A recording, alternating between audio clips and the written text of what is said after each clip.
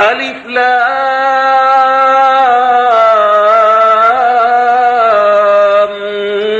ميم. غلبت الروم في أدنى الأرض وهم من بعد غلبهم سيغلبون في بضع سنين. لله الأمر من قبل ومن بعد ويومئذ يفرح المؤمنون بنصر الله ينصر من يشاء وهو العزيز الرحيم. وعد الله لا يخلف الله وعده ولكن أكثر الناس لا يعلمون ظاهرا من الحياة الدنيا وهم عن الآخرة هم غافلون. أولم يتفكروا في أنفسهم ما خلق الله السماوات والأرض وما بينهما إلا بالحق وأجل مسمى وإن كثيرا من الناس بلقاء ربهم لكافرون. أولم يسيروا في الأرض فينظروا كيف كان عاقبة الذين من قبلهم كانوا أشد منهم قوة وأثاروا الأرض وعمروها أكثر مما عمروها وجاءتهم رسلهم بالبينات فما كان الله ليظلمهم ولكن كانوا أنفسهم يظلمون. ثم كان عاقبة الذين أساءوا السوء أن كذبوا بآيات الله وكانوا بها يستهزئون.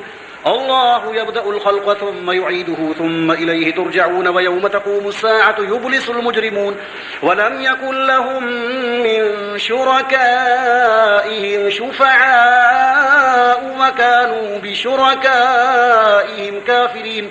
ويوم تقوم الساعة يومئذ يتفرقون فأما الذين آمنوا وعملوا الصالحات فهم في روضة يحبرون وأما الذين كفروا وكذبوا بآياتنا ولقاء الآخرة فأولئك في العذاب محضرون. فسبحان الله حين تمسون وحين تصبحون وله الحمد في السماوات والأرض وعشيا وحين تظهرون. يخرج الحي من الميت ويخرج الميت من الحي ويحيي الأرض بعد موتها وكذلك تخرجون. الله أكبر. ومن آياته أن خلقكم من تراب ثم إذا أنتم بشر تنتشرون. ومن آياته أن خلق لكم من أنفسكم أزواجا لتسكنوا إليها وجعل بينكم مودة ورحمة إن في ذلك لآيات لقوم يتفكرون. ومن آياته خلق السماوات والأرض واختلاف ألسنتكم وألوانكم إن في ذلك لآيات للعالمين. ومن آياته منامكم بالليل والنهار وابتغاؤكم من فضله إن في ذلك لآيات لقوم يسمعون. ومن آياته يريكم البرق خوفا وطمعا وينزل من السماء ماء فيحيي به الأرض بعد موتها إن في ذلك لآيات لقوم يعقلون. ومن آياته أن تقوم السماء والأرض بأمره ثم إذا دعاكم دعوة من الأرض إذا أنتم تخرجون. وله من في السماوات والأرض كل له قانتون. وهو الذي يبدأ الخلق ثم يعيده وهو أهون عليه وله المثل الأعلى في السماوات والأرض وهو العزيز الحكيم. ضرب لكم مثلا من أنفسكم هل لكم مما ملكت أيمانكم من شركاء فيما رزقناكم فأنتم فيه سواء تخافونهم كخيفتكم أنفسكم كذلك نفصل الآيات لقوم يعقلون. بل اتبع الذين ظلموا أهواءهم بغير علم فمن يهدي من أضل الله وما لهم من ناصرين. فأقم وجهك للدين حنيفا فطرة الله التي فطر الناس عليها لا تبديل لخلق الله ذلك الدين القيم ولكن أكثر الناس لا يعلمون منيبين إليه واتقوه وأقيموا الصلاة ولا تكونوا من المشركين من الذين فرقوا دينهم وكانوا شيعا كل حزب بما لديهم فرحون. وإذا مس الناس ضر دعوا ربهم منيبين إليه ثم إذا أذاقهم منه رحمة إذا فريق منهم بربهم يشركون ليكفروا بما آتيناهم فتمتعوا فسوف تعلمون أم أنزلنا عليهم سلطانا فهو يتكلم بما كانوا به يشركون. وإذا أذقنا الناس رحمة فرحوا بها وإن تصبهم سيئة بما قدمت أيديهم إذا هم يقنطون.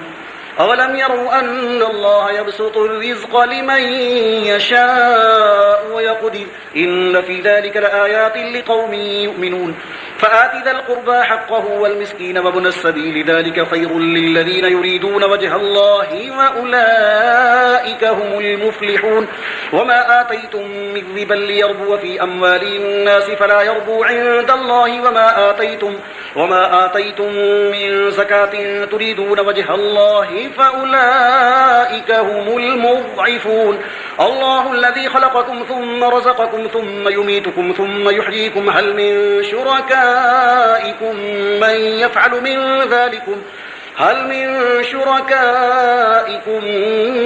يفعل من ذلكم من شيء سبحانه وتعالى عما يشركون ظاهر الفساد في البر والبحر بما كسبت أيدي الناس ليذيقهم بعض الذي عملوا لعلهم يرجعون قل سيروا في الأرض فانظروا كيف كان عاقبة الذين من قبل كان أكثرهم مشركين فأقم وجهك للدين القيم من قبل أن يأتي يوم لا مرد له من الله يومئذ يصدعون من كفر فعليه كفره ومن عمل صالحا فلأنفسهم يمهدون ليجزي الذين آمنوا وعملوا الصالحات من فضله إنه لا يحب الكافرين ومن آياته أن يرسل الرياح مبشرات وليذيقكم من رحمته ولتجري الفلك بأمره ولتبتغوا من فضله ولعلكم تشكرون ولقد أرسلنا من قبلك رسلا إلى قومهم فجاءوهم بالبينات فانتقمنا من الذين أجرموا وكان حقا علينا نصر المؤمنين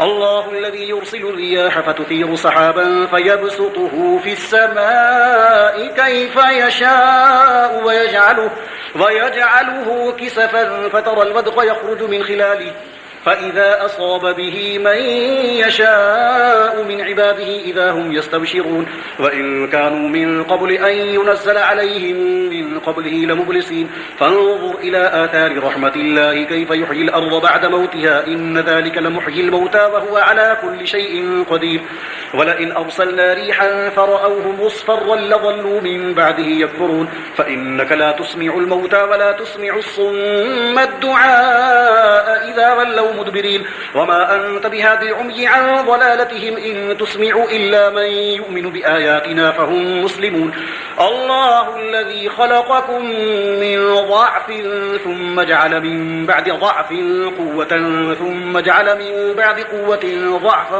وشيبة يخلق ما يشاء وهو العليم القدير ويوم تقوم الساعة يقسم المجرمون ما لبثوا غير ساعة كذلك كانوا يؤفكون وقال الذين أوتوا العلم والإيمان لقد لبثتم في كتاب الله إلى يوم البعث فهذا يوم البعث ولكنكم كنتم لا تعلمون فيومئذ لا ينفع الذين ظلموا معذرتهم ولا هم يستعتبون ولقد ضربنا للناس في هذا القرآن من كل مثل ولئن جئتهم بآية ليقولن الذين كفروا إن أنتم إلا مبطلون كذلك يطبع الله على قلوب الذين لا يعلمون فاصبر إن وعد الله حق ولا يستخفنك الذين لا يوقنون